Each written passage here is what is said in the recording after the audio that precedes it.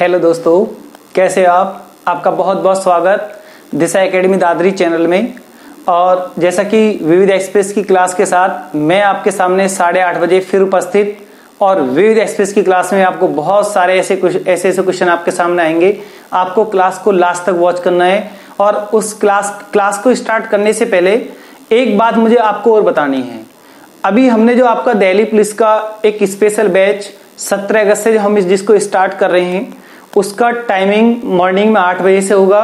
और वो उस क्लास में आपको 4-5 घंटे आपको जुटना है। 4 घंटे 5 घंटे आपकी उसमें क्लासेस होंगी।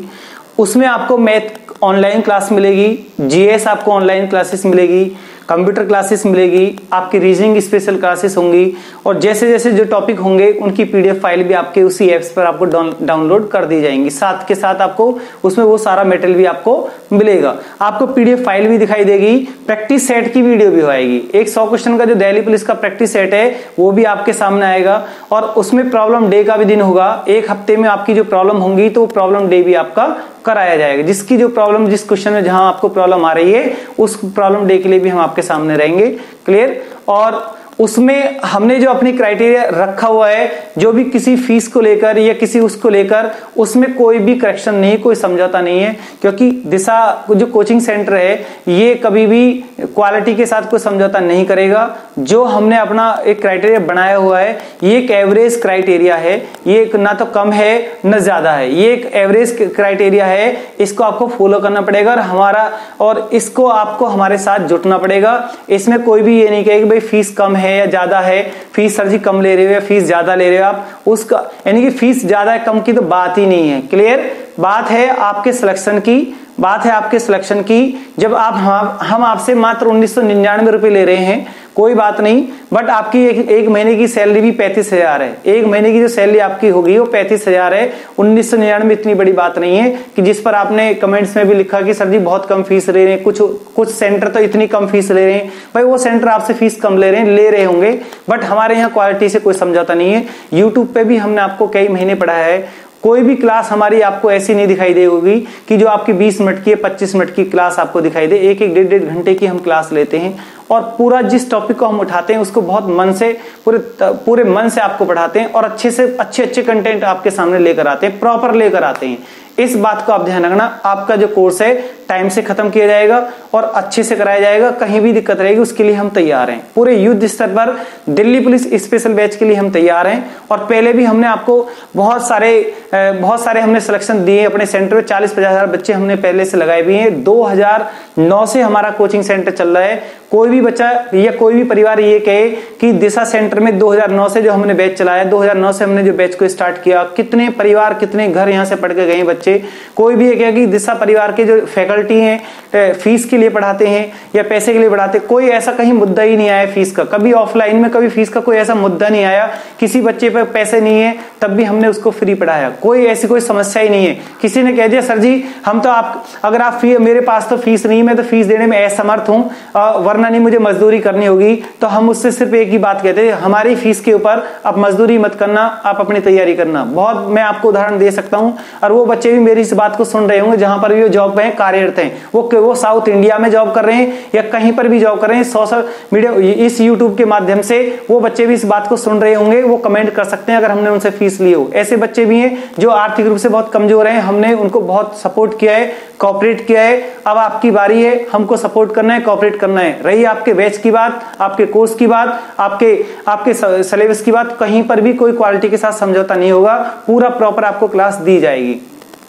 तो इन बातों के साथ मैं अपना अब जो टॉपिक विद एक्सप्रेस की जो क्लासेस है उसको मैं आपकी स्टार्ट करने जा रहा हूं। और आपको अगर उस ऑनलाइन संबंधित कोई समस्या है तो वहां पर हमने आपको वो व्हाट्सएप मोबाइल नंबर, आपको कांटेक्ट भी आप कर सकते हैं, फोन आप कर सकते हैं। आप कोई समस्या है तो ऑफिस में भी आप आके इन्फॉर्मेशन इंक्वायरी ले सकते हो। आप ऑफिस भी है तो 10 तारीख से हम ऑफिस में बैठेंगे, तो वहां पर किसी बच्चे को कोई भी समस्या है क्योंकि यानी ऑनलाइन संबंधित कोई समस्या है तो ऑफिस में आके वो संपर्क कर सकता है, उसे लिंक हम ऑफिस से भी दे सकते हैं। क्लियर, उसका लिंक जो प्रोसीजर है, जो प्रोसेस है उसको भी वहां से, जो बच्चे दूर दराज से हैं उन्हें आने की जरूरत नहीं है, वो वहां से ही अपना कर सकते हैं। उनको हमने कॉन्टेक्ट नंबर लिख दिया है, फोन करके वो बात कर सकते हैं। दूर दराज के बच्चों को यहाँ आने की भी जरूरत नहीं है। ये तो सिर्फ उनके लिए जिन बच्चों की समझ में नहीं आ पा रहा है कि हम किस तरीके से करें, कैसे करें, सिर्फ वो बच्चे आए और जो अपना एप्स पर क्लिक करेगा, लिंक पर क्लिक करेगा, तुरंत वो कर लेगा, ऐसी कोई बात नहीं है। क्लियर, अभी अपनी फैमिली में, अपने परिवार में इन बातों को शेयर करें कि हमें Delhi police special batch join करना है। जो बिगिनर बच्चे 10+2 पास करके आए वो भी इस क्लास को ज्वाइन करें, क्योंकि बहुत बच्चे आगे 10+2 के बाद 11-12 से अपना एक एम बना लेते हैं सिविल का कि हमें यूपीएससी पास करना है, हमें आईएएस अधिकारी बनना है, आईपीएस बनना है। तो वो बच्चे भी इन क्लासों को वॉच कर सकते हैं, उनको आने वाले टाइम में बहुत बड़ा बेनिफिट इन क्लासों से होगा। और क्लास के साथ बने रहें। विविध एक्सप्रेस की क्लास आपके सामने अभी स्टार्ट हो रही है, मैं अब आपका ज्यादा समय नहीं लूंगा। अपनी क्लास पर आइए, आप अपने टॉपिक पर आइए, जिस क्लास को आप डेली पढ़ते हैं। आप विविध एक्सप्रेस की क्लास आपकी जीएस की रीढ़ की हड्डी है, आप इस क्लास को बराबर वॉच कीजिए। ये क्लास आपको बराबर मिलती रहेगी स्पेशल बैच में। स्पेशल बैच से इस क्लास का कोई संबंध नहीं है, ये आपको यूट्यूब पर जो मिलती है वो आपको क्लासेस मिलती रहेंगी। यूट्यूब की जो क्लासेस आपको मिलती हैं वो मिलती रहेंगी। जो आपकी स्पेशल डेली पुलिस की जो क्लासेस हैं वो उनका क्राइटेरिया अलग है, उनका क्राइटेरिया अलग है, उनका कम टाइम में हमें ज्यादा सिलेबस खींचना है। और ये यूट्यूब की जो क्लासेस, इसमें भी आपका प्रॉपर ऐसे ही चलता रहेगा। ये भी ऐसे नहीं चलेगा 10 मिनट करा दिया, 20 मिनट करा दिया, इसलिए ये भी, बट इनका हो सकता है कि टाइमिंग चेंज हो सकता है, बट जो चल रहा है टॉपिक वो प्रॉपर इस तरह से यूट्यूब पर भी वो आपका चलेगा। विविध एक्सप्रेस की क्लास आपको जैसे मिल रही है ऐसे ही 8:30 बजे इस क्लास को लेकर मैं आपके सामने हमेशा उपस्थित रहूंगा। आप मेरे साथ बने रहिए। लिखिए आप सभी स्टूडेंट क्वेश्चन नंबर 1, लिखिए आप सभी स्टूडेंट। आज दोबारा से मैं आपके सामने एक बैंकिंग को लेकर चर्चा करता हूं कि बैंकिंग का जब क्वेश्चन एग्जाम में आता है तो आप बच्चों के गलत बहुत हो जाते हैं। और बैंकिंग एक ऐसा सब्जेक्ट है कि जीएस में अगर जहां 50 नंबर की जीएस लगी हुई है, कोई पेपर आज तक ऐसा नहीं बना कि बैंकिंग का क्वेश्चन ना आया हो। 100% बैंकिंग से 100% एक क्वेश्चन आपको मिलता है। पीछे आप लास्ट से दिल्ली पुलिस का भी आप पेपर देखोगे तो बैंकिंग का क्वेश्चन वहां पर भी आया। आपने यूपी पुलिस का पेपर देखा, वहां बैंकिंग का, कोई भी बोर्ड आयोग जो भी 50-100 नंबर की जीएस लगा रहा है 100% बैंकिंग का क्वेश्चन पूछता है। कोई आज तक पेपर ऐसा बना ही नहीं है कि बैंकिंग का क्वेश्चन ना आता हो। 100%। बहुत सारे बच्चों ने, मैंने बैंकिंग का पहले भी विविध एक्सप्रेस में आपको सब कुछ पढ़ा रखा है, बहुत बच्चों के याद भी है। अब यहां पर मैं क्वेश्चन लिखूंगा, अगर आपके क्वेश्चन का आंसर याद है तो सभी अपने कमेंट बॉक्स में लगा सकते हैं। क्लास को सभी वर्क छोड़कर सभी स्टूडेंट से अनुरोध है कि विविध एक्सप्रेस की क्लास को ज्वाइन करें और क्लास को लास्ट तक वॉच करें। और जो भी क्वेश्चन आपसे पूछा जाए उसे स्पीड के साथ टाइपिंग करें, या अपनी कॉपी में भी लिख सकते हो। आप टाइपिंग करिए, कॉपी में लिखिए, आप अच्छे से कंटेंट नोट्स बनाइए। यही विविध एक्सप्रेस आपका प्रैक्टिस सेट है और यही आपके एग्जाम से 10 दिन 15 दिन पहले आप इसको अच्छे से रिवाइज करके जाओगे, 50 बार रिवाइज करके जाओगे। यही आपकी परीक्षा को पास करा देगा। ज्यादा आपको कुछ नहीं करना है। लिखिए आप, देश का पहला बैंक, आपसे क्वेश्चन पूछा गया, देश का पहला बैंक। क्लास को लास्ट तक वॉच करें, ये नहीं करें कि मैं हमारे ये सब लिखे हुए हैं, लेकिन आपको मॉरल हाई होगा। देश का पहला बैंक कौन सा है? देश का पहला बैंक है बैंक ऑफ हिंदुस्तान। तो मेरे प्यारे बच्चों लिखिए आप, bank of Hindustan, bank of Hindustan, bank of Hindustan 1770, इसका सन ये है। अगर कभी आपसे क्वेश्चन पूछा जाए तो मोस्ट वेरी इंपोर्टेंट क्वेश्चन है, एग्जाम में बार बार पूछे जाते हैं। ये कैसे बैंकिंग क्वेश्चन फिक्स हो गए हैं जो हमेशा एग्जाम में आए हुए हैं। देश का पहला bank, bank of Hindustan. Clear. Next question आप इसी में लिखोगे आप, पंजाब नेशनल बैंक की स्थापना कब हुई? पीएनबी का गठन कब हुआ? आपको ओनली सन बताना है, कौन सी सन में पंजाब नेशनल बैंक बना है। तो मेरे प्यारे बच्चे, बहुत बच्चे स्पीड के साथ कमेंट्स में लगा रहे हैं और क्लास को लास्ट तक वॉच करते हैं। मुझे उनके बहुत अच्छा लगता है जब क्वेश्चन का आंसर लगाते हैं, क्लास के साथ 1 घंटे लगातार बैठे रहते हैं। बहुत बच्चे ऐसे खाना भी नहीं खाते हैं, क्लास आती है तो सब कुछ छोड़ देते हैं, अपनी क्लास के साथ जुड़ जाते हैं, क्योंकि उन्हें जीवन में कुछ करना है, भविष्य में कुछ बढ़ना है। क्लियर। देखिए आप, पीएनबी पंजाब नेशनल बैंक का गठन 1894। अब इसके लिए भी एक रिकॉर्ड क्वेश्चन बनता है, देश का पहला पूर्ण भारतीय बैंक। लिखिए आप, इसके लिए क्वेश्चन क्या आता है? देश का पहला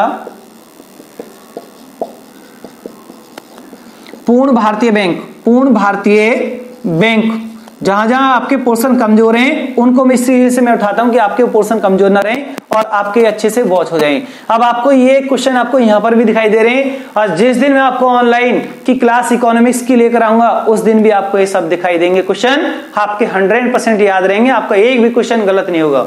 देश का पहला पूर्ण भारतीय बैंक अगर आपसे कह के पूछा गया तो मेरे प्यारे बच्चे बताइए आपका आंसर क्या आएगा? 1894। 1894। नेक्स्ट लिखिए आप, अवध कॉमर्शियल बैंक की स्थापना। अवध कॉमर्शियल बैंक की स्थापना कमेंट बॉक्स में लगाइए। अवध कॉमर्शियल बैंक की स्थापना कौन सी सन में है? 1881 में। 1881 में अवध कॉमर्शियल बैंक की स्थापना 1881 में है, और पंजाब नेशनल बैंक की स्थापना 1894 में है, और देश का पहला बैंक कह के पूछा जाए तो बैंक ऑफ हिंदुस्तान 1770। जितना आपको लिखवाया जाए, जिस तरीका से आपको बताया जाए, आपको वो सब अपने माइंड में फीड कर लेना है। जैसे जैसे मैं बोल रहा हूं ऐसे ऐसे ही क्वेश्चन वह बनकर आते हैं। और यूपी पुलिस में आपने देखा होगा, जैसे जैसे मैं क्लास के अंदर बोला था, जिन जिन लाइनों को जैसे जैसे मैंने बोला वो लाइन वहां पर ऐसे ही क्वेश्चन बनकर आई। क्लियर? तो मैं आपको आगे जब इतिहास जैसे टॉपिक, ज्योग्राफी जैसे टॉपिक आएंगे तो उनमें आपको बता दिया जाएगा कैसे, जैसे मैंने आपको मैं बोलूंगा और जैसे जो मैं बोलूंगा वही क्वेश्चन वहां ऐसे एज इट इज रखा मिलेगा डिक्टो आपको। क्लियर? बस आपको अनुरोध है कि क्लास को लास्ट तक वॉच करते रहें, सिलेबस की बिल्कुल भी चिंता न करें। जब तक बोर्ड पर मैं खड़ा हूं मार्कर लेकर, आपका सिलेबस 100% कंप्लीट होगा। चाहे मुझे कितना भी टाइम इस बोर्ड पर खड़ा होना पड़े, आपका सिलेबस कंप्लीट होगा। आपके सिलेबस की चिंता आपको नहीं करनी है, आपको सिर्फ चिंता करनी है कि क्लास के लास्ट तक वॉच कैसे क्लास में लास्ट तक बने रहना है, और कैसे अपने आप को कंट्रोल करना है, अपना धैर्य बना के रखना है, माइंड को डाइवर्ट नहीं करना है, और क्लास के साथ लास्ट तक बने रहना है। नेक्स्ट क्वेश्चन लिखिए आप सभी स्टूडेंट इसी में ही। अब देश के अंदर 3 प्रेसिडेंसी बैंक बनाए गए थे, तो मेरे प्यारे बच्चों अपने कमेंट बॉक्स में लगाइए आप, देश के 3 प्रेसिडेंसी बैंक कौन कौन से बने थे? 3 प्रेसिडेंसी बैंकों की स्थापना, इनको नोट करें या इनका स्क्रीनशॉट करें। देश के प्रेसिडेंसी बैंक लिखिए आप, bank of Bengal, bank of Bombay, bank of Madras. तो प्लीज आपसे रिक्वेस्ट है कि इनकी सन बताइए आप। Bank of Bengal, bank of Madras, bank of Bombay. तो इनका जो गठन है ये कौन कौन सी सन में है? बैंक ऑफ बंगाल आपका 1806 में था, बैंक ऑफ बॉम्बे आपका 1840 में था, बैंक ऑफ मद्रास आपका 1843 में। तो मेरे प्यारे बच्चों ये आप नोट कीजिए, आपको बैंकिंग का क्वेश्चन आज अगर आप पढ़ लोगे, आप बैंकिंग का पोर्शन पढ़ लोगे, 100% दिल्ली पुलिस में आपको एक क्वेश्चन रखा मिलेगा, आपका गलत नहीं होगा। सब बुक में लिखा होता है, आप कोई भी बुक पढ़ोगे, लुसेंट वगैरह कोई भी पब्लिकेशन की बुक पढ़ोगे, सब में सब कुछ लिखा हुआ है। सिर्फ समस्या ये है कि हमको किस तरह से उन पर कंट्रोल रखना है। सबसे बड़ी समस्या सिर्फ कंट्रोल रखना होता है, और ये जीएस विविध एक्सप्रेस की क्लास आपको कंट्रोल कराएगी इस जीएस के सिलेबस को। क्लियर? आगे चलकर ये तीनों प्रेसिडेंसी, एक कुछ लाइन लिखोगे आप, तीनों प्रेसिडेंसी बैंक मिलकर, बहुत बच्चों ने आगे का क्वेश्चन का आंसर भी लिख दिया है, तीनों प्रेसिडेंसी बैंक मिलकर कौन सा एक बैंक बना दिया गया? तीनों का एक साथ विलय किया गया और तीनों को एक साथ जोड़कर कौन सा एक बैंक बनाया गया? तो मेरे प्यारे बच्चों बताइए वो कौन सा बैंक था? वो बैंक अब आएगा जो दिल्ली पुलिस ने आपसे पूछा था, imperial bank of India. Imperial bank of India.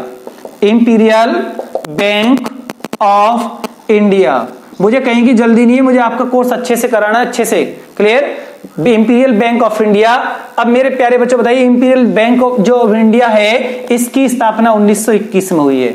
1921 में ये जो इंपीरियल बैंक ऑफ इंडिया बना है, कितने बैंकों को मिलाकर बनाया गया है? 3 प्रेसिडेंसी बैंकों को मिलाकर इंपीरियल बैंक ऑफ इंडिया की स्थापना। तो बताइए आपकी समझ में यहां तक पॉइंट आया या नहीं आया? नहीं आया तो कमेंट बॉक्स में नो लिखिए, और समझ में आया तो यस लिखिए आप। क्लियर? नेक्स्ट देखिए आप इसी में ही।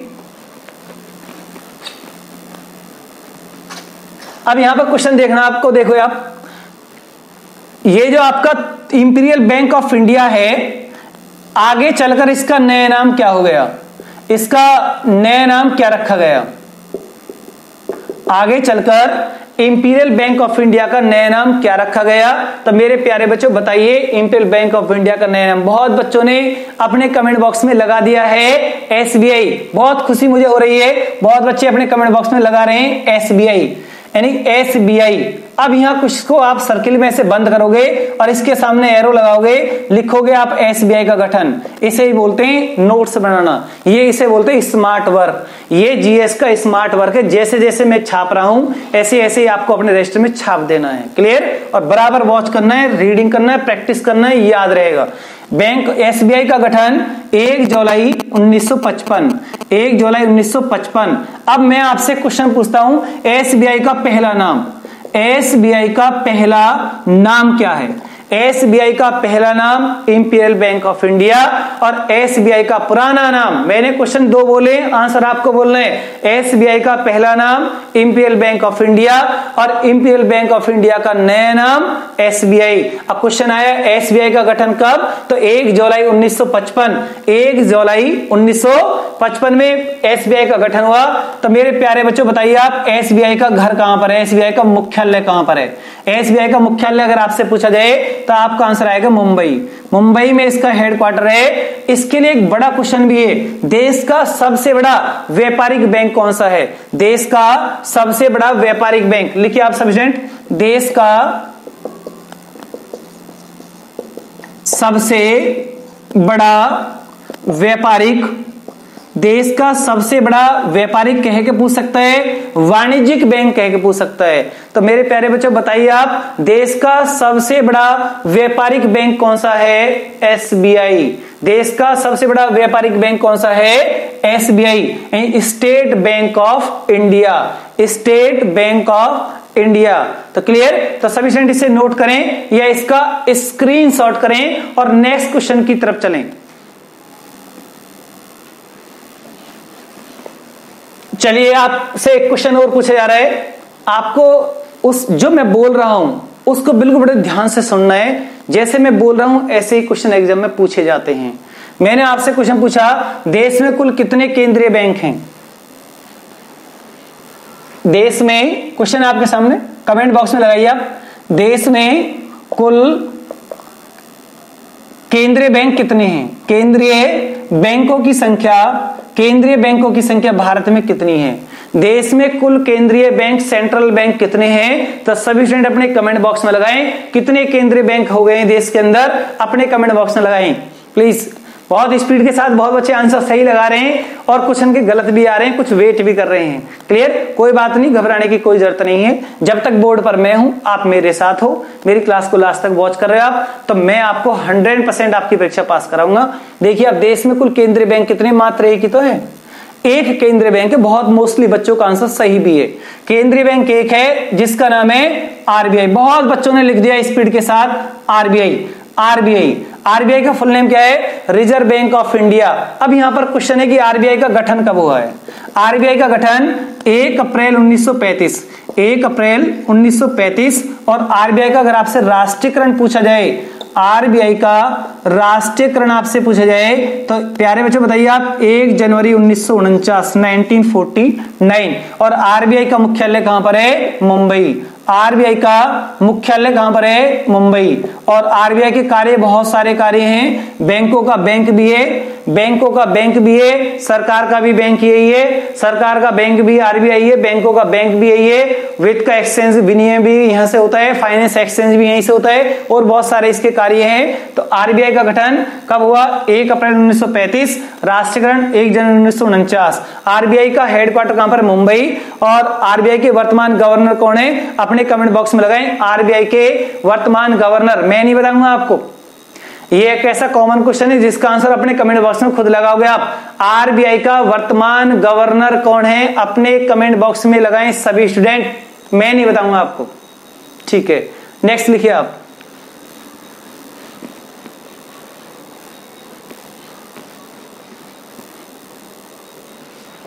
चलिए आप एक क्वेश्चन लिखिए आप सभी स्टूडेंट, एलआईसी की स्थापना। कितना बढ़िया क्वेश्चन आपके सामने है। एलआईसी की स्थापना 1 सितंबर 1956, करंट के क्वेश्चन मैंने आपको यहाँ छोड़ के चल रहा हूँ, क्योंकि करंट अफेयर्स में सारी नियुक्ति एक साथ लिखवाई जाएंगी, क्योंकि हर 2 महीने 4 महीने अगर किसी की चेंजिंग हुई तो वहां फिक्स का जो क्वेश्चन है, फिर वहां करंट का आप जब वहां नियुक्ति लिख रहे तो वो क्वेश्चन गलत हो, फिर उसे काटना पड़ता है आपको, इसलिए मैं करंट को यहां से अवॉइड कर रहा हूं। एलआईसी की स्थापना 1 सितंबर 1956 में है और एलआईसी का हेडक्वार्टर कहां पर है? मुंबई में है। इसका हेडक्वार्टर मुंबई के अंदर है। और नेक्स्ट क्वेश्चन लिखिए आप बैंकिंग में ही, देश के 14 बड़े बैंकों का राष्ट्रीयकरण, कितना मोस्ट वेरी इंपोर्टेंट क्वेश्चन आपके सामने है, सभी स्टूडेंट लगाएं। देश के 14 बड़े बैंकों का राष्ट्रीयकरण, मुझे आपके आंसर का इंतजार है, कमेंट बॉक्स में लगाएं। देश के 14 बड़े बैंकों का राष्ट्रीयकरण, इनको मैं आपको स्पीड से भी लिखवा सकता हूं, बट थोड़ा सा आप धीरे से आप इनको समझें और लिखें, याद करें। देश के 14 बड़े बैंकों का राष्ट्रीयकरण, एक क्वेश्चन वो यहां देखोगे 6 बड़े बैंकों का राष्ट्रीयकरण, देश के 6 बड़े बैंकों का राष्ट्रीयकरण। क्वेश्चन आपके सामने 2 हैं, आंसर लगाइए आप। इसमें आएगा 19 जुलाई 1969 और इसमें आपका 1980 अप्रैल 1980। क्लियर? तो देश के 14 बड़े बैंकों का राष्ट्रीयकरण कब हुआ? यानी 19 जुलाई में, 19 जुलाई 1969। और 1969 में कौन सी पंचवर्षीय योजना चल रही थी? तो मेरे प्यारे बच्चों 1969 में कौन से नंबर की पंचवर्षीय योजना थी मैं आपको नहीं बताऊंगा, कमेंट बॉक्स में आपको लगाना है कि जब ये देश के 14 बड़े बैंकों का राष्ट्रीयकरण हुआ तो देश के अंदर कौन सी नंबर की पंचवर्षीय योजना चल रही थी, उसका आंसर आप लगाओगे। लेकिन तीसरी चल रही थी या चौथी चल रही थी या पांचवी चल रही थी, वो आंसर आप लगाओगे। 3 ऑप्शन मैंने आपको दे दिए। 6 बड़े बैंकों का राष्ट्रीयकरण कब हुआ? 1980। कब हुआ? 1980। अब इनमें जो चेंजिंग हुई है वो आपको करंट अफेयर्स में लिखाई जाएगी। तो वैसे देख जोड़ोगे तो आप 14 और 6 कितने हो गए? 20। उसके बाद एक बैंक घटा 19, उसके बाद बैंक घटे कितने बचे? 12। तो अब जो 12 हैं किस तरीके से कौन कौन से वो आपको करंट अफेयर्स में लिखवा दिए जाएंगे, मात्र कौन कौन सी लिस्ट में है। क्लियर? कौन कौन लिस्ट में आते हैं, यहां पर आपको कुछ भी नहीं लिखना है अभी। नेक्स्ट देखिए आप, क्षेत्रीय ग्रामीण बैंकों की स्थापना। क्षेत्रीय ग्रामीण बैंकों की स्थापना, क्षेत्रीय ग्रामीण बैंकों की स्थापना कौन सी सन में है? यही 2 अक्टूबर 1975 में है। 2 अक्टूबर 1975। क्षेत्रीय ग्रामीण बैंक कब बनाए गए? 1975 में बनाए गए। और नाबार्ड बैंक का गठन कब हुआ है? नाबार्ड बैंक का गठन, नाबार्ड आपके लिए most very very important, NABARD यानी कृषि एवं ग्रामीण विकास बैंक है और नाबार्ड की स्थापना 12 जुलाई 1982। बहुत बच्चों के याद है, मोस्टली हमारे जितने भी बच्चे ऑफलाइन क्लास में या ऑनलाइन क्लास में पढ़ रहे हैं तो उनको हमने पहले भी लिखवा रखा है। उन सभी के बैंकिंग का एक भी क्वेश्चन का गलत नहीं होगा।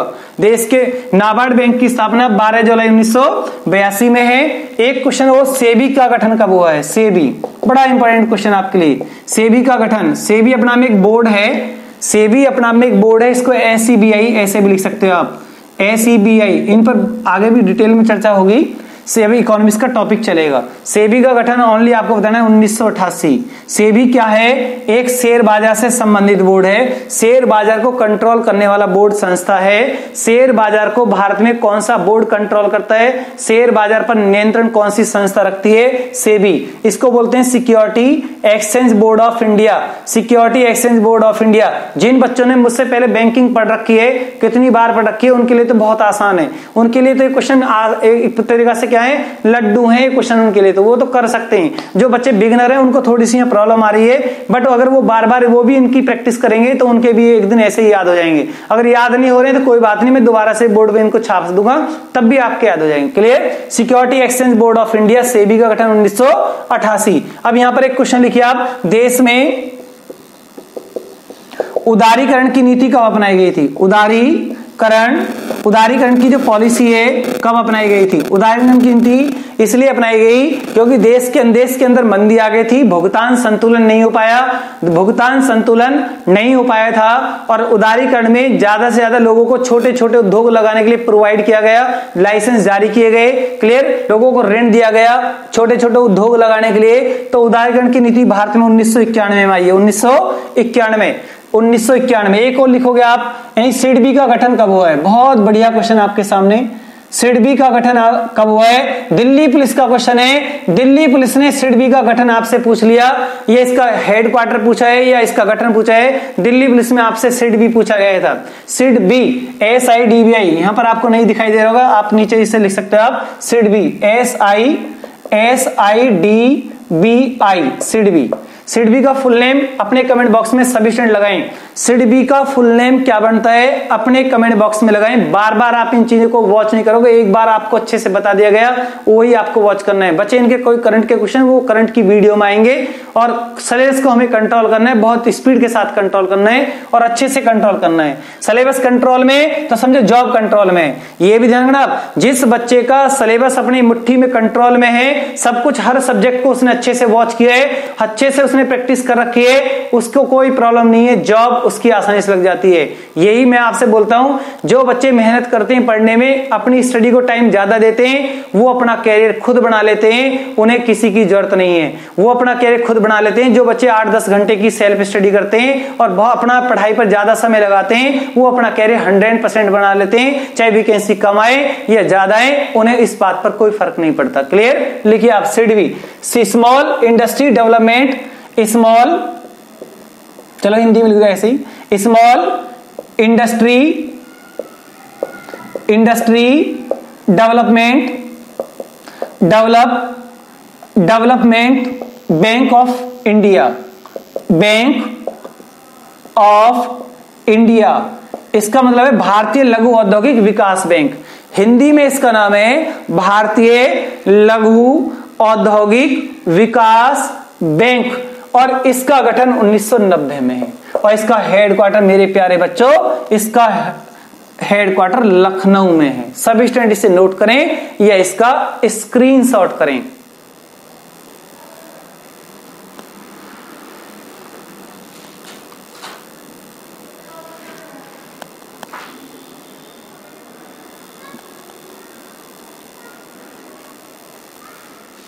चलिए नेक्स्ट क्वेश्चन की तरफ चलते हैं हम। लिखिए आप सभी स्टूडेंट,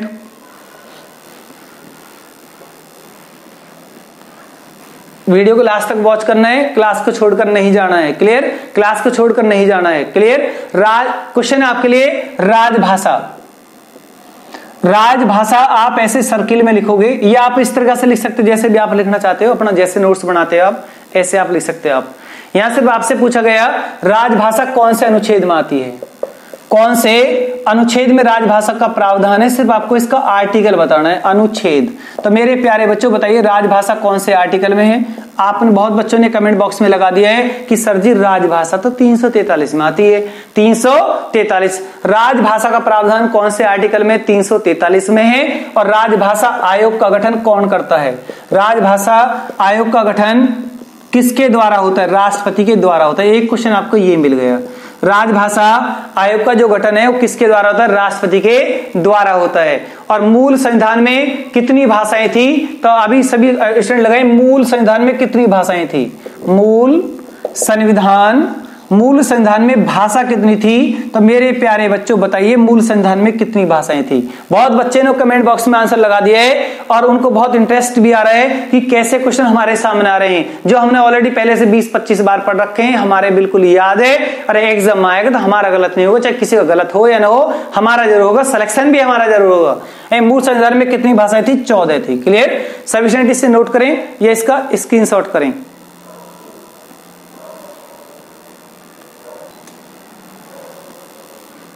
चलिए इसी में नेक्स्ट लिखिए आप। अब भाषा का जो वर्णन है कौन सी अनुसूची में आता है? भाषा का वर्णन कौन सी अनुसूची में आता है? तो प्यारे बच्चों बताइए भाषा का वर्णन कौन सी अनुसूची में है? तो अपना आंसर लगाइए, भाषा का वर्णन कौन सी अनुसूची में? 8वीं में है। 8वीं में है। तो 8वीं अनुसूची में आज वर्तमान कितनी भाषाएं हैं? 8वीं सूची में वर्तमान कितनी भाषाएं? तो बहुत बच्चों ने अपने कमेंट बॉक्स में लगा दिया जी 15 हैं। कितनी है?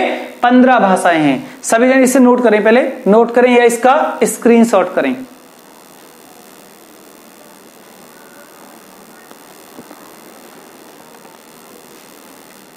चलिए आप अब देखिए, आप यहां से क्वेश्चन आपको मिलेगा एग्जाम में। राजभाषा आयोग बनाया गया, उसके अध्यक्ष कौन थे? बीजी खरे। राजभाषा आयोग जब बनाया गया तो यहां पर पहले क्वेश्चन सिर्फ ये देखिए कि 21वां संविधान संशोधन, राजभाषा का टॉपिक चल रहा है, 21वां संविधान संशोधन 1967 के अंतर्गत, 21वां पूरी लाइन लिख लो आप, 21वां संविधान संशोधन 1967 के अंतर्गत कौन सी भाषा को जोड़ा गया? बहुत most very important question. UP दरोगा का आप एग्जाम दोगे, सितंबर में यूपीएससी के फॉर्म आएंगे, तो आपको ये भाषा के क्वेश्चन वहां दिखाई देंगे। संविधान स्पेशल आपको 14 वीडियो डली हुई है, बाकी जो संविधान आगे का बचा हुआ है वो भी आपको यूट्यूब पर मैं प्रोवाइड करा दूंगा, बहुत अच्छे से करा दूंगा, आपको कहीं भी दिक्कत नहीं आएगी। किसी भी सब्जेक्ट में कोई बच्चा ये नहीं कहेगा कि मेरा ये सब्जेक्ट कमजोर है। अगर आपने मेरी विविध एक्सप्रेस की क्लास और प्रॉपर क्लास को ज्वाइन कर लिया है तो आपका जीएस का कोई पोर्शन गलत नहीं होगा। चाहे पेपर आप आईएएस का दो, पीसीएस का दो, मुझे कोई फर्क नहीं पड़ता। क्लियर? आपकी सारी परीक्षाएं पास होंगी। आप अपने उस बुकलेट को वॉच कर लेना। अब बुकलेट वॉच आप बोलोगी जी हम तो वो फॉर्म भरते ही नहीं है, नहीं भरते कोई बात नहीं, किसी प्रीवियस सेट में देख लेना। आप जहां आप तैयारी करते हो, आपके जो रजिस्टर जो आप नोट्स बनाओगे उसका एनालिसिस आप किसी भी प्रीवियस सेट से करना कि हमें क्या पढ़ाया गया है, कितना हमारे याद है, कैसे हमारे माइंड में सारी चीजें उतारी गई हैं और कैसे कैसे हमें, वो सब आपको वहां प्रीवियस सेट में दिखाई देगा कि ये तो सब हमको सब कुछ पढ़ा रखा है। क्लियर? तो 21वां संविधान संशोधन 1967 के अंतर्गत कौन सी भाषा को जोड़ गए? 15वीं भाषा। तो बताइए मेरे प्यारे बच्चों, 15वीं भाषा कौन सी ऐड हुई है? 15वीं भाषा कौन सी जोड़ी गई? सिंधी को जोड़ा गया, सिंधी। अब यहीं से आपके लिए क्वेश्चन बनता है कि 15वीं भाषा कौन सी है जिसको जोड़ा गया? पहले मूल संविधान में कितनी भाषाएं थी? 14 भाषाएं थी। तो 15वीं भाषा कौन सी ऐड हुई? सिंधी हुई। कौन से संशोधन में? 21वां संविधान संशोधन कौन सी सन में हुआ? तो आपसे संशोधन नंबर पूछ सकता है, सन पूछ सकता है, नंबर कौन सी लैंग्वेज का है, 15वीं है, लैंग्वेज का नाम पूछ सकता है। तो यही आपको कई कंटेंट दिखाई देते हैं। क्लियर? अगर आपका कंसेप्ट क्लियर है तो आपका क्वेश्चन गलत नहीं होगा। लिखिए आप 71वां संविधान संशोधन 1992। 71वां संविधान संशोधन 1992 के अंतर्गत क्या चेंजिंग? 3 नई भाषाएं इसमें ऐड हुई थी। 3 नई भाषा जोड़ी गई। तो मेरे प्यारे बच्चों वो 3 नई भाषा बताइए आप कौन कौन सी 3 लैंग्वेज थी जिनको 71वें संविधान संशोधन 1992 के अंतर्गत जोड़ा गया? तो सभी स्टूडेंट अपने कमेंट बॉक्स में लगाएं 3 लैंग्वेज कौन कौन सी। कोंकणी, लिखिए आप, कोंकणी, मणिपुरी, नेपाली। तैयारी ऐसी नहीं करनी कि 10 क्वेश्चन वहां से उठा लिए, 2 वहां से उठा लिया, आज टॉपिक वो पढ़ लिया, कल वो पढ़ लिया, कल वो नोट्स पढ़ लिया, कल वो पब्लिकेशन पढ़ लिया, कल वो पढ़ लिया।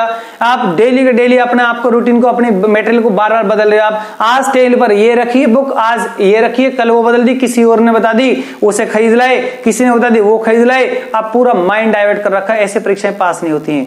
एक ही लाइन में रहिए, एक ही ट्रैक पर रहिए, एक एक सब्जेक्ट की एक एक बुक रखिए, एक ही पीडीएफ फाइल रखिए, एक ही वीडियो को वॉच कीजिए, आप एक ही मेथड से पढ़िए। आप, मैं ये नहीं कहता कि मेरा मेथड आपको समझ में आता है, जिस भी टीचर का आपका मेथड समझ में आए आप उसको अच्छे से वॉच कीजिए, आपकी समझ में आना चाहिए। सबसे पहली प्रायोरिटी आपका सिलेक्शन, सबसे पहली प्रायोरिटी आपका सिलेक्शन, और जिस मेथड से आपको समझ में आता है आप उस मेथड को बार बार वॉच कीजिए, परीक्षाएं पास हो जाती हैं। और जब जिस मेथड से आप बार बार पढ़ते हो तो उस टीचर की आवाज भी एग्जाम हॉल में आपको सुनाई पड़ती है जिस टाइम आपके सामने क्वेश्चन दिखाई पड़ता है। क्लियर? इस बात का आप ध्यान रखना आप। क्लियर? तो नई भाषा जोड़ी गई कौन सी? कोंकणी, मणिपुरी और नेपाली। तो प्यारे बच्चों बताइए 15 और 3 कितनी हो गई? 18। तो 18 भाषाएं आपकी यहां तक हो गई हैं और उसके बाद 4 भाषाएं और ऐड हुई हैं। तो अपने कमेंट बॉक्स में लगाइए वो 4 भाषाएं कब जोड़ी गई। बहुत बच्चे स्पीड के साथ लगा भी रहे हैं और उन्होंने लगा भी दिया कि 4 भाषाएं कब जोड़ी गई। लिखिए आप सभी स्टूडेंट 4 भाषाएं कब ऐड हुई, कौन से संविधान? 92 92वां संविधान संशोधन 2003 के अंतर्गत, 2003 के अंतर्गत कौन सी 3 भाषाएं, 4 भाषाएं ऐड हुई हैं? तो बताइए आप 4 भाषा को जोड़ा गया, 4 भाषा जोड़ी गई। बहुत बच्चों ने कमेंट बॉक्स में लगा भी दिया है, चलो मैं लिख देता हूं आपके लिए। लिखिए आप मैथिली, संथाली, बोडो, डोगरी, इन 4 भाषाओं को ऐड किया गया। आपको पता भी नहीं चलेगा कब कितना जीएस तैयार हो गया है। जो बच्चे बराबर वॉच करते हैं, बराबर नोट्स बना रहे हैं, 100% में दावे के साथ कहता हूं उनका मोरल इतना हाई रहेगा एग्जाम के टाइम में, उनका कोई क्वेश्चन ही गलत नहीं होगा, उनके सब कुछ याद रहेगा, उनका हर पोर्शन मजबूत होगा। एग्जामिनर कहीं से भी एसएससी कहीं से क्वेश्चन पूछ ले, सब कुछ उसके याद रहेगा क्योंकि ऑलरेडी उसने पूरा बंडल बना दिया है और वीडियो को बार बार वॉच किया है, विविध एक्सप्रेस के सारे क्वेश्चन को लिखा है, 50-50 बार रिवाइज किया है। क्वेश्चन गलत नहीं होगा, टॉपिक भी मैं कोई छोड़ूंगा ही नहीं, गलत होगा कहां से? टॉपिक ही कोई छोड़ा ही नहीं जाएगा, कोई भी पोर्शन छोड़ा नहीं जाएगा, आप सिर्फ धैर्य से बैठे रहिए आप। क्लियर? आगे लिखिए अब 4 भाषाएं, तो 18 4 22। तो बताइए आज वर्तमान में 8वीं अनुसूची में कितनी भाषाएं ऐड हैं, यानी कि 22। तो 343 आर्टिकल में आती है राजभाषा, जिसमें लिखा हुआ है संघ की राजभाषा हिंदी होगी और लिपि देवनागरी होगी। आर्टिकल नंबर 343 में लिखा हुआ है संघ की राजभाषा हिंदी होगी और लिपि देवनागरी होगी। क्लियर? तो सभी स्टूडेंट इसको नोट करें या इसका स्क्रीनशॉट करें, और इसके बाद एक क्वेश्चन मैं आपको दूंगा और अपने कमेंट बॉक्स में आपको उस क्वेश्चन का आंसर बड़ी स्पीड के साथ लगाना है। क्वेश्चन बड़ा होगा, थोड़ा सा आपको उस पर टाइप करना होगा। क्लियर? शॉर्ट में टाइप करना होगा। चलो मैं लिख दूंगा, आप उसके आर्टिकल टाइप कर देना। क्लियर? कंफर्म करोगे? ठीक है, देखिए आप नेक्स्ट। अगर आपने इसमें टाइप कर दिया तो समझो कि आपका ये क्वेश्चन भी कभी गलत नहीं होगा। यहां से भी दिल्ली पुलिस, यूपी पुलिस, सब बोर्ड यहां से क्वेश्चन उठा रहे हैं, क्योंकि उसकी इंपॉर्टेंस था इतनी ज्यादा है। वो तो ऐसे समझो न्यूटन के नियम की तरह, जैसे 10th क्लास में न्यूटन का 1st, 2nd, 3rd लॉ आप पढ़ते हो आप, तो जब आपने 10th पास किया तब भी आपको रखा मिला। आज बच्चे एग्जाम दे रहे हैं, उनको भी रखा मिला है। तो इनकी संविधान के अंदर उसकी पावर तो इतनी ज्यादा है कि वो तो हर एग्जाम में आएगा। क्लियर? अब यहां पर वो था टॉपिक मूल अधिकार। इसका जो कुछ पॉइंट है उससे मैं आपको यहां पर पहले बता के चलता हूं। ये 12 से 35 के बीच में आते हैं, अनुच्छेद 12 से 35 के बीच में आते हैं, भाग 3 में आते हैं।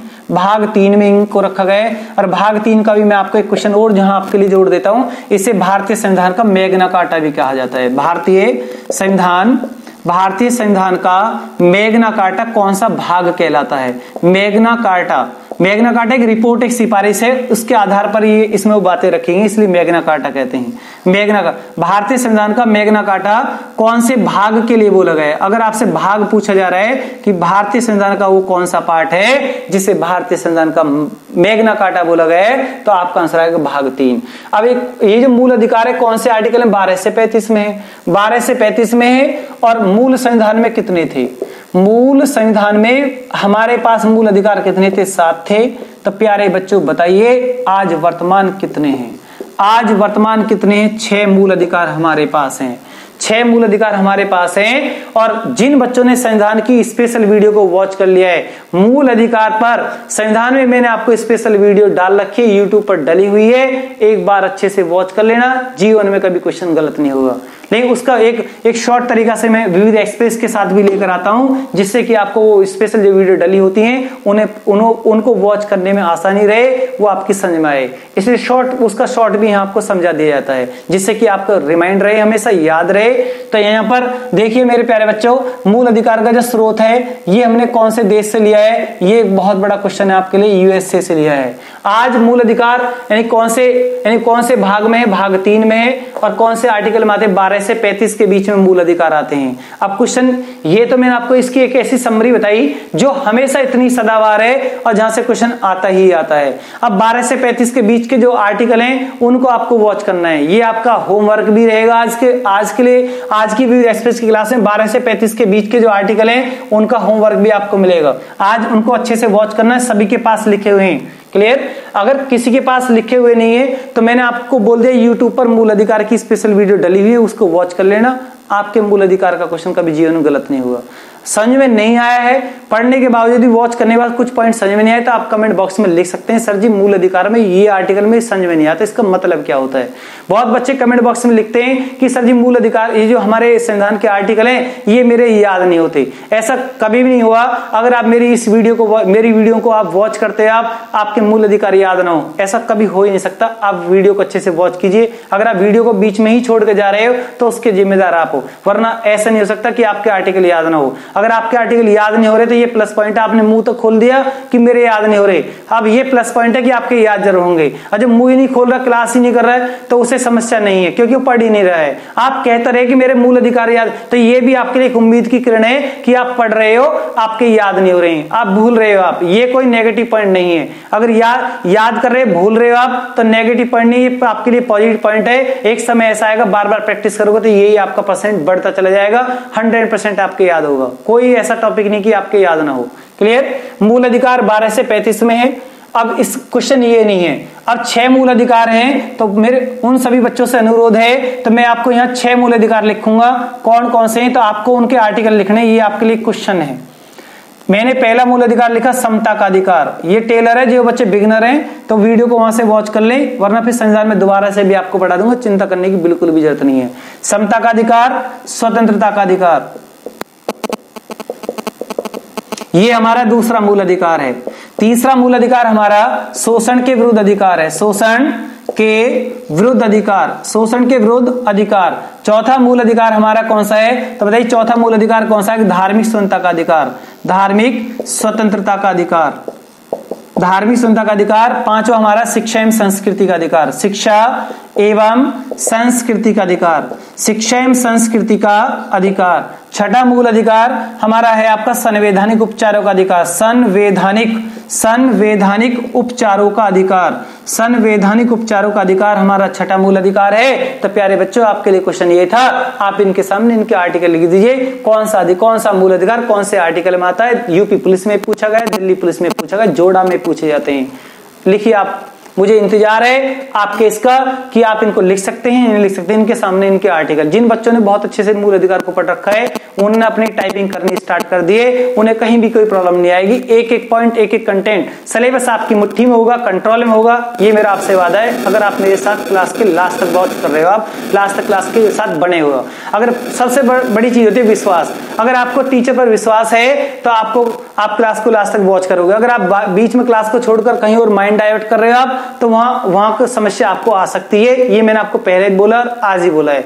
यानी कि एक एक मिनट की वैल्यू होती है, एक एक नंबर की वैल्यू होती है। समय निकल जाता है, एक एक साल ऐसी बर्बाद हो जाती है। बहुत से बच्चे ऐसे कहते हैं कि इसने बहुत ज्यादा मेहनत की, इसका सिलेक्शन नहीं हुआ, तो कहीं ना कहीं कुछ ना कुछ कारण होता है कि सिलेक्शन नहीं हो पाता है। तो मैं आपसे वो एक्सपीरियंस से आपको इस तरह से नहीं करना है कि जो बच्चे पहले गलती कर चुके हैं तो आपको वो गलतियां नहीं करनी है।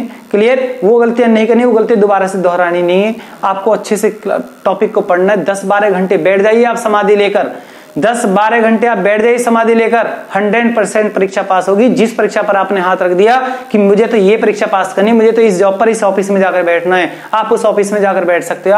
आपके अंदर इतनी ताकत है, इतनी कैपेसिटी है। अपनी क्षमताओं को पहचानने की कोशिश कीजिए कि आपके अंदर कितनी कैपेसिटी है। आप अपनी क्षमताओं को पहचानते नहीं, आप हर बच्चे के अंदर इतनी कैपेसिटी है, वो चाहे तो जिस जॉब के लिए बोलेगा उस जॉब उसको मिल जाएगी। क्लियर, बस शर्त है कि आपको एक ही ट्रैक पर रहना, एक जैसी तैयारी करनी है और पूरे दिन जुटे रहना है अपनी स्टडी पर, अपनी किताबों को सिर्फ इतना लगाव कर लेना है कि परीक्षा पास करके ही आपको उस दम पढ़ना है, बता देना है कि हम भी हैं कुछ, हम भी हैं कुछ। क्लियर, समता का जो अधिकार है कौन से आर्टिकल में, तो आपने बहुत बच्चों ने लगा भी दिए 14 से 18, 19 से 22, 19 से, चलो स्पीड से लिख लो आप, 23 से 24, 25 से 28, 29 से, ये 29 से आपका 30 और ये आपका 32 से 35, 32 से 35 सभी स्टूडेंट नोट कर सकते हैं।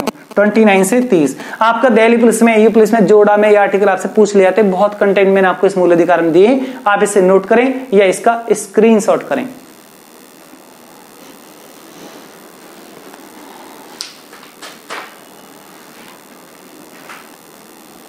लिखिए आप नेक्स्ट क्वेश्चन की तरफ चलें, ये सभी इसे नोट करें पहले स्पीड के साथ।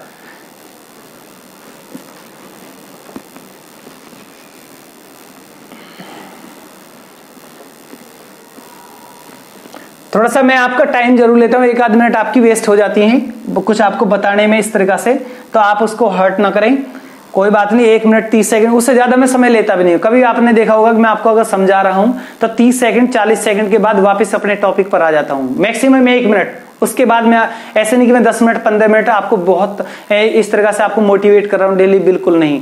अगर मैं आपको समझाता हूं 30 40 50 सेकंड, अभी आप टाइम एवरेज देख लेना, उतने ही टाइम में आपको समझाता हूं, वापस अपने टॉपिक पर आ जाता हूं। क्लियर, सभी स्टूडेंट नोट करें, व्यपगत का सिद्धांत किसने दिया है, का सिद्धांत का संबंध किससे है, ये क्वेश्चन आपके सामने है। चलो ऐसे कई क्वेश्चन मैं आपके सामने रख देता हूं, आपको इनके आंसर बताने हैं। ये प्रैक्टिस सेट ही चल रहा है, ये वो प्रैक्टिस सेट चल रहा है जो 20 साल में गवर्नमेंट पूछ रही है। सहायक संधि का संबंध किससे है, सहायक संधि किसकी सहायक संधि थी, सहायक संधि को कौन लेकर आया, ये आपको बताना है। देखो, सती प्रथा पर पूर्ण प्रतिबंध लगाने वाला कौन था, सती प्रथा पर पूर्ण प्रतिबंध लगाने वाला कौन था, दास प्रथा को पूर्ण रूप से समाप्त किसने किया? दास प्रथा को पूर्ण रूप से समाप्त करने वाला कौन था? इनके सामने अपने कमेंट बॉक्स में आंसर लगाएं और टाइपिंग की स्पीड बढ़ाएं कि क्या आंसर आप लगा रहे हो आप। क्लियर? एक क्वेश्चन और आप यहां पर लिखोगे, यानी कि स्थानीय स्वशासन का जनक कौन है? भारत में स्थानीय स्वशासन, हमारे प्रांतों में हमारा स्वयं का शासन, स्थानीय स्वशासन का जनक कौन कहलाया है? तो मेरे प्यारे बच्चों अपने कमेंट बॉक्स में लगाइए आप। 5 क्वेश्चन मैंने आपको दिए और आईएनसी की स्थापना के समय, चलो ये 5 ही लगाओ आप, बाकी बाद में देखिए आप। व्यपगस का सिद्धांत, सहायक संधि, सती प्रथा, दास प्रथा को पूर्ण रूप से समाप्त, स्थानीय स्वशासन, वर्नाक्यूलर प्रेस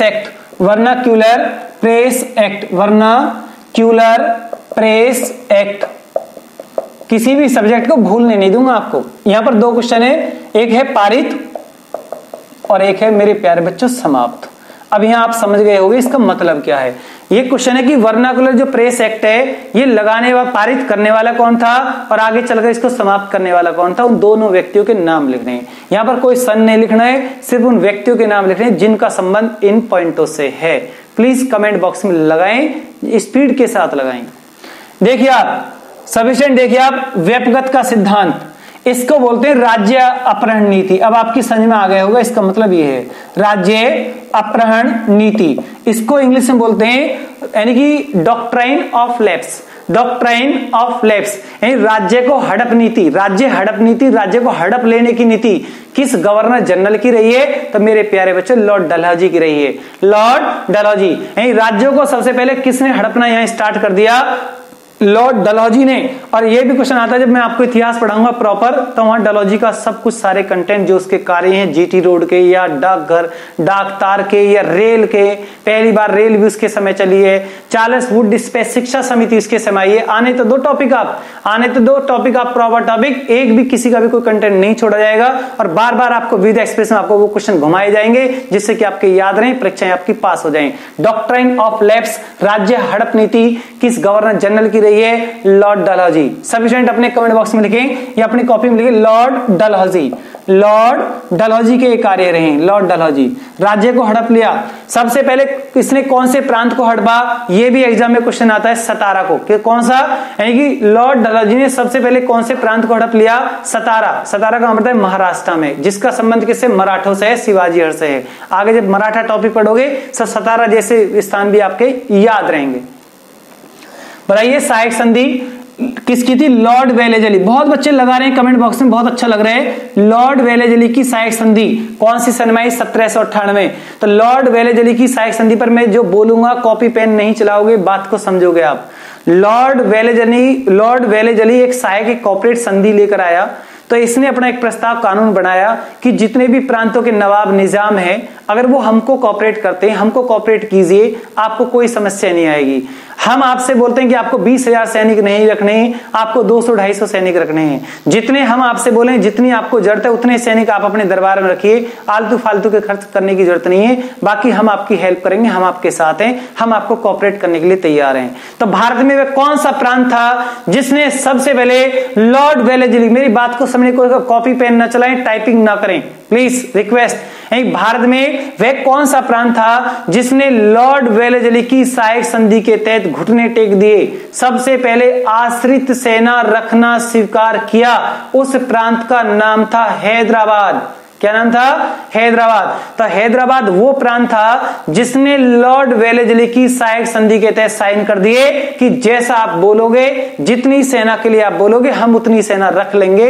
तो लॉर्ड वेलेजली के सामने, ये अंग्रेजों के सामने सबसे पहले घुटने टेकने वाला प्रांत कौन सा था? यानी कि हैदराबाद। याद रखना आप, हैदराबाद। और हैदराबाद में बहुत सारे क्वेश्चन आते हैं, बाकी इतिहास चलेगा तब आपको बताया जाएगा। सती प्रथा पर पूर्ण प्रतिबंध लगाने वाला गवर्नर जनरल कौन था? Lord William Bentinck. Lord William Bentinck. Sufficient लिखे आप, लॉर्ड विलियम बेंटिंग। इस बेंटिंग के द्वारा सती प्रथा पर पूर्ण प्रतिबंध लगाया गया है। सती प्रथा पर पूर्ण प्रतिबंध लगाने वाला गवर्नर जनरल कौन था? Lord William Bentinck. 1829 नियम 17 के तहत और किस व्यक्ति के प्रयासों से या किस व्यक्ति की सहायता से?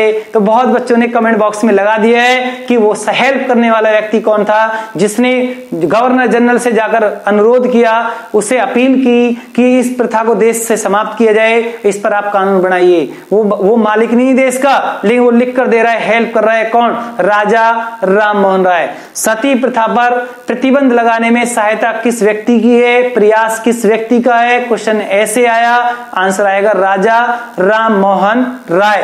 क्वेश्चन सीधा आया कि सती प्रथा पर प्रतिबंध लगाने वाला गवर्नर जनरल कौन था? तो लॉर्ड विलियम बेंटिंक। ये वो लॉर्ड विलियम बेंटिंक है जो भारत का प्रथम गवर्नर जनरल बना है। आपसे अगर क्वेश्चन एग्जाम में पूछा जाए कि भारत का प्रथम गवर्नर जनरल कौन था, तो आपका आंसर क्या आएगा? Lord William Bentinck. दोबारा से बोल रहा हूं मैं, भारत का प्रथम गवर्नर जनरल कौन था? तो आपका आंसर आएगा Lord William Bentinck. Lord Macaulay शिक्षा पद्धति 1835 के समय भी कौन था? Lord William Bentinck. ये वो लॉर्ड मैकाले शिक्षा पद्धति है जिसमें से सबसे पहले शिक्षा का माध्यम क्या रख दिया गया? अंग्रेजी।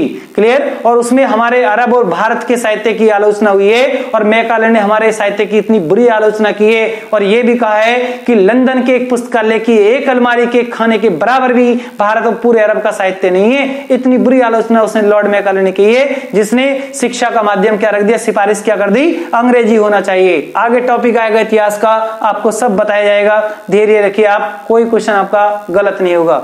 नेक्स्ट क्वेश्चन देखिए आप, दास प्रथा को पूर्ण रूप से समाप्त किसने किया? दास प्रथा को पूर्ण रूप से समाप्त करने वाला कौन था? लॉर्ड एलन बरो। लॉर्ड एलन बरो सन 1843। सन 1843। स्थानीय स्वशासन का जनक कौन है? Lord Ripon. Lord Ripon. स्थानीय स्वशासन का जनक कौन है? Lord Ripon. Lord Ripon. एक क्वेश्चन, वर्नाकुलर प्रेस एक्ट पारित करने वाला कौन है? Lord Lytton. यहां देखिए लिट्टन है और नीचे आ जाएगा रिपन। इसमें समाप्त कर दिया रिपन ने और लगाया किसने? लिट्टन ने।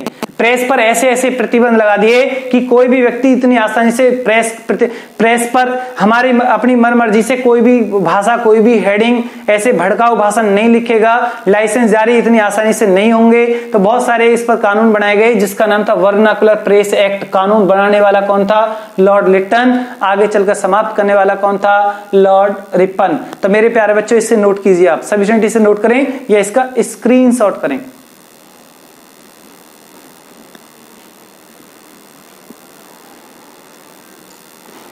चलिए आप नेक्स्ट। धीरे धीरे सारे टॉपिक आपके सामने आ जाएंगे, आपको पता भी नहीं चलेगा। ये ऐसी एक ऐसी क्लास विद एक्सप्रेस की क्लास है, आपको इसके साथ जुटना है। आप कहोगे तो इसका मैं टाइम और बढ़ा दूंगा, आप कहो तो मैं इसका टाइम 1.5 घंटा भी कर दूंगा, कोई प्रॉब्लम नहीं है। 1.5 घंटे भी आप इसको पढ़ सकते हो आप। लेकिन जब मैं आपको 55, 56, 57 मिनट की वीडियो दे दूं, उसमें आपको भूख लगने लगती है, आप बोलते हैं सर जी बहुत है। अगर आपको लग रहा है कि ये सिलेबस थोड़ा कम है, तो मैं इसका टाइम भी बढ़ा सकता हूं, क्योंकि मैं आपको यूट्यूबर की तरह नहीं पढ़ाता हूं। सिर्फ मैं आपको अपना बिल्कुल अपना करके पढ़ाता हूं, कि जिससे कि जितना मुझ पे आता है, जितना मुझ पे आता है, मैं हमेशा ये प्रयास करता हूं कि जितना मुझ पे आता है सारा ज्ञान, जितना भी मेरे पास, जो कुछ भी मेरे पास है, वो मेरे प्यारे बच्चों के पास पहुंच जाए। सिर्फ मेरा ये उद्देश्य है कि उन बच्चों का, सभी का कैरियर बन जाए, उनकी जॉब लग जाए, उनके घर का चूल्हा चल जाए। सिर्फ मेरे मन में भी यही रहता है कि प्रत्येक बच्चे की जॉब लगनी चाहिए। और हमारे माध्यम से जब हम पढ़ा रहे हैं, तो हमें अंदर से, हम पूरी भावना के साथ आपको पढ़ाते हैं कि हमारे बच्चों का सिलेक्शन होना चाहिए। कभी भी मैंने आपको प्रोफेशनल तरीका से या कोई यूट्यूबर तरीका से व्यू के लिए मैंने आपको नहीं पढ़ाया है। जब भी पढ़ाया है व्यू में, आपने देखा होगा हमने कुछ वीडियो हाइड भी कर दी थी, किस लिए? क्योंकि सिर्फ अपने प्यारे बच्चों को एक रेगुलरिटी के लिए, थोड़े जो लापरवाही दिखा रहे थे उनको यानी कि लाइन पर लाने के लिए सिर्फ हमने वीडियो को हाइड किया था। उसके बाद बच्चे बिल्कुल रेगुलर आए, बहुत अच्छे उन्होंने अपना संयम रखा है और बहुत हमारा साथ दिया है, क्लास के साथ वो बने रहे हैं। बहुत खुशी हुई बाद में मुझे कि बच्चे, मेरा वीडियो हाइड करने का कोई भी पर्पज नहीं था। वीडियो हाइड करने से तो हमें भी लॉस है, लेकिन हमने वीडियो को हाइड इसलिए किया कि आप आ जाए, कि आप क्लास को टाइम से वॉच करें। थोड़ी प्रॉब्लम है, बट वो जो कष्ट है थोड़ा सा त्याग करना ही पड़ता है। क्लियर? थोड़ा त्याग करना पड़ता है, वो आप सभी बच्चों ने किया है और क्लास को बराबर वॉच किया है, ये मुझे बहुत खुशी हुई है। आप जो बोलोगे, जिस सब्जेक्ट के लिए जैसे बोलोगे, आप कमेंट बॉक्स में लिख देना। आपका कोई भी सब्जेक्ट, आपका कोई भी कमजोर नहीं होगा, ये मेरा आपसे वादा है। क्लियर? नेक्स्ट क्वेश्चन लिखिए आप, शारदा एक्ट। शारदा एक्ट कौन सी सन में है? 1930 में है। और शारदा एक्ट का संबंध है बाल विवाह से। क्या है? बाल विवाह। इतना याद रखिए आप, शारदा एक्ट का संबंध किससे है? बाल विवाह। कि किससे है? बाल विवाह। जिसमें उम्र कितनी रखी गई? 12 से 18, 14 से 18 या 13 से 18, यानी 14 बालिका और 18 यानी कि बालक यानी बॉयज के लिए। तो आप 14 से 18, 12 से 18, 13 से 18 तीन ऑप्शन दिए, ये इनमें से कोई नहीं। चेक करना, एनालिसिस करना कितना आंसर आएगा। नेक्स्ट देखिए आप, साइमन कमीशन की नियुक्ति कब हुई? ये कुछ ओनली सन बताना है। साइमन कमीशन की नियुक्ति क्यों हुई? साइमन कमीशन पर भी ऐसे क्वेश्चन बताऊंगा मैं आपको, कभी जीवन में गलत नहीं होंगे। अब फिलहाल नहीं बता पाऊंगा, क्लियर? क्योंकि क्लास थोड़ा टाइम कम है, तो उस और कई क्वेश्चन आपको कराने हैं। नहीं, साइमन कमीशन का तो मैं ऐसा ऑपरेशन करूंगा इसका कि इसका एक भी क्वेश्चन आपका गलत नहीं होगा। साइमन कमीशन की नियुक्ति कौन सी सन में? ओनली 1927 लिख के छोड़ देना है। साइमन कमीशन यानी भारत क्यों आया, साइमन कमीशन का भारत में विरोध क्यों हुआ, इसे बोलते हैं ऑपरेशन। सारी चीज उसके बारे में बता देना, क्लियर? कोई और ऑपरेशन नहीं। आगे लिखिए आप, स्थायी भूमि बंदोबस्त के जनक कौन है?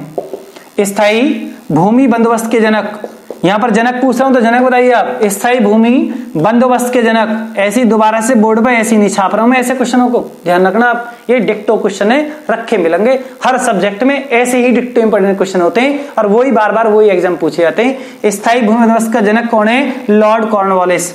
लॉर्ड कॉर्नवालिस, ये वो लॉर्ड कॉर्नवालिस हैं जिन्होंने, जो भारत में सिविल सेवा के जनक भी हैं। सिविल सेवा के जनक कौन कहलाए? Lord Cornwallis. स्थायी भूमि बंदोबस्त के जनक कौन है? Lord Cornwallis. अब प्रथम पुर्तगाली यात्री भारत कौन आया? कितना छोटा आसान क्वेश्चन आपसे पूछ लिया है मैंने।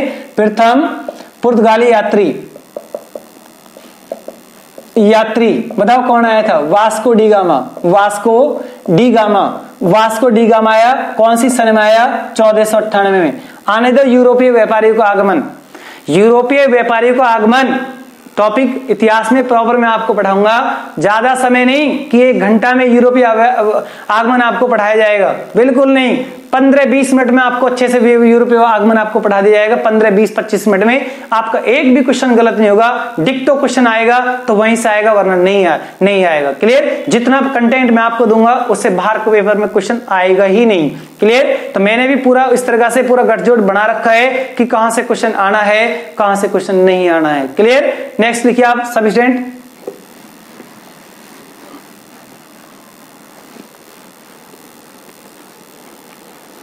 चले क्वेश्चन लिखो आप। आईएनसी, ये जो आईएनसी है इसका भी ऑपरेशन होगा पूरा, हालांकि मैंने आपको बता दिया है, दोबारा से रिपीट करा दूंगा, बीच में टाइम मिलेगा। अभी और जो टॉपिक बचे हुए उन पर मेरा फोकस होगा विविध एक्सप्रेस में, जिससे कि आपको ये ना लगे कि वो टॉपिक नहीं हुए। आईएनसी की स्थापना के समय भारत का वायसराय कौन था? ये इतना बढ़िया क्वेश्चन आपके यूपी पुलिस में आपसे पूछा गया था, प्रैक्टिस सेट प्रीवियस सेट में देख लेना आप। आईएनसी की स्थापना के समय भारत का वायसराय कौन था? Lord Dufferin.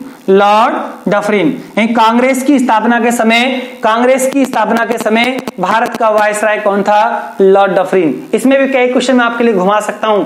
कांग्रेस की स्थापना किसके दिमाग की उपज थी? कभी क्वेश्चन आपसे एग्जाम में पूछा जाए तो मेरे प्यारे बच्चे आपको बताना है लॉर्ड डफरिन। कांग्रेस की स्थापना किसके दिमाग की उपज थी? Lord Dufferin. और आईएनसी बोलते कांग्रेस, इंडियन नेशनल कांग्रेस, इसकी स्थापना 1885, 28 दिसंबर भी जोड़ सकते हो आप। 1885 कहां पर हुई? बंबई के तेजपाल संस्कृत कॉलेज में